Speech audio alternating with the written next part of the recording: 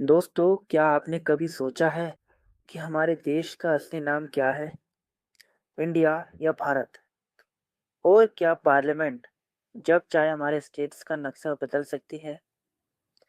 हमारे संविधान का पार्ट 1 यानी आर्टिकल 1 से 4 इन्हीं सवालों का जवाब देता है।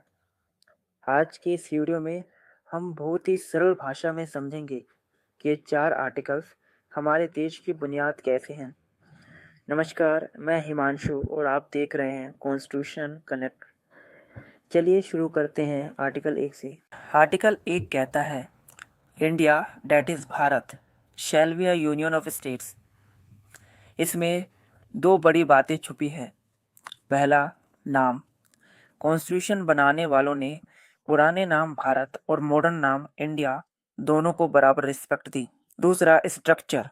हम एक यूनियन है, इसका मतलब ये नहीं कि स्टेट्स ने मिलकर एक कॉन्ट्रैक्ट साइन किया है, बल्कि हमारे देश एक अनब्रेकेबल यूनिट है जिसे कन्वीनियंस के लिए स्टेट्स में बांटा गया। आर्टिकल 1 के मुताबिक इंडिया के टेरिटरी को 3 हिस्सों में बांटा गया।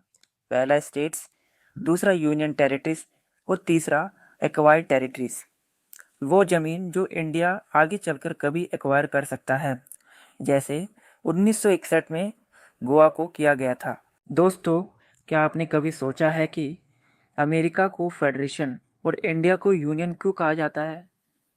दोनों में ही स्टेट्स हैं, दोनों ही बड़े देश हैं, फिर यह फ़र्क क्यों?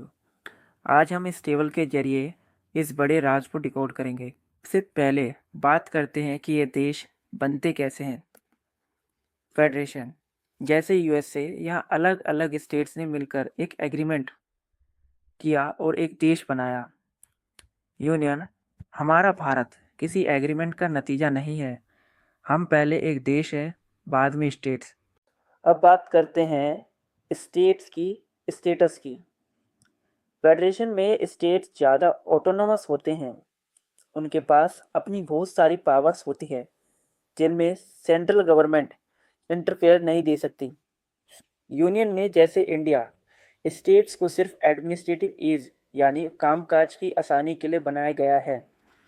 इसका मतलब यह है कि अगर कल को पार्लियामेंट को लगे कि एक बड़ा स्टेट संभालने में मुश्किल हो रही है, तो वो उसे दो हिस्सों में बांट सकती है, जैसे आंध्र प्रदेश से तेलंगाना बना।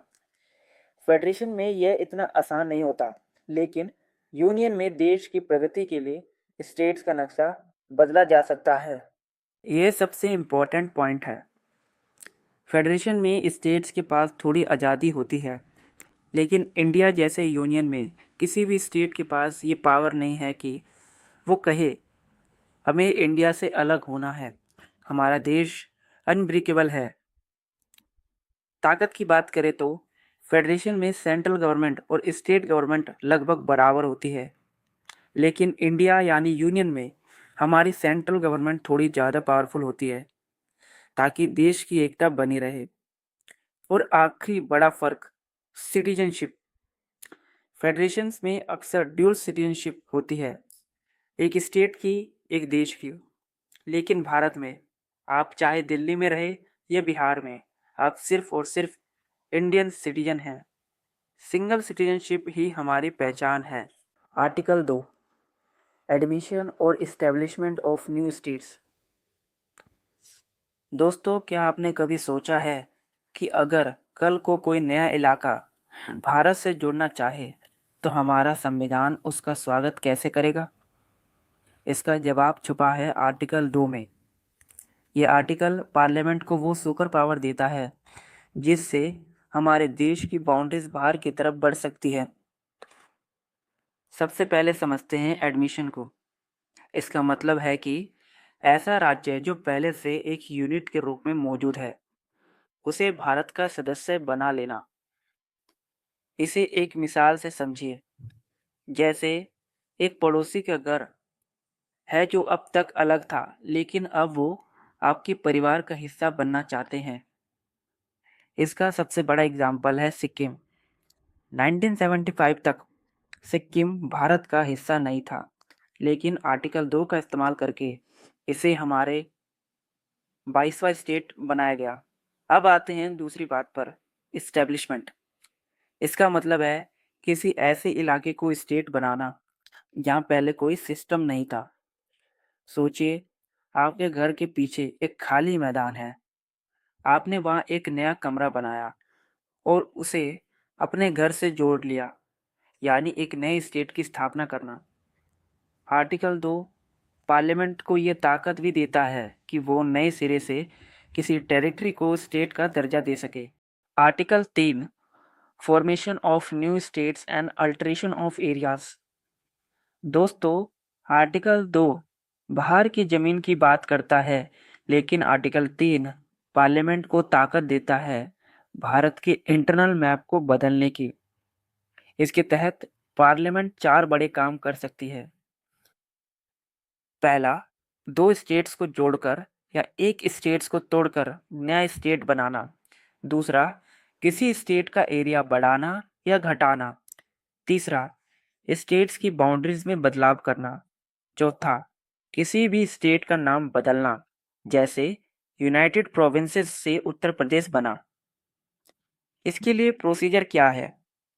इसके लिए प्रेसिडेंट की रिकमेंडेशन पहले चाहिए होती है। प्रेसिडेंट उस स्टेट की असेंबली से उनकी राय मांगते हैं, लेकिन याद रखिए, पार्लियामेंट उस स्टेट की बात मानने के लिए बिल्कुल भी बाध्य नहीं है। यूनियन टेरिटरीज के मामले में तो पार्लियामेंट के पास एब्सोल्यूट अथॉरिटी है, वहाँ किसी से राय मांगने की भी जरूरत नहीं पड़ती। Article 4 laws made under article 2 and 3। दोस्तों, अब बात करते हैं आर्टिकल 4 की, जो एक बहुत ही इम्पोर्टेंट प्रोसीजरल रूल है। ये आर्टिकल हमें 2 बड़ी बातें बताता है। पहला, सिंपल मेजॉरिटी। आर्टिकल 2 और 3 के तहत जो भी बदलाव किए जाएंगे, जैसे नया स्टेट्स बनाना या बाउंड्री बदलना, उन्हें करने के लिए किसी बड़ी स्पेशल मेजॉरिटी की जरूरत नहीं है। पार्लियामेंट इसे एक सिंपल मेजॉरिटी यानी आम कानून की तरह पास कर सकती है। दूसरा, नो अमेंडमेंट रिक्वायर्ड।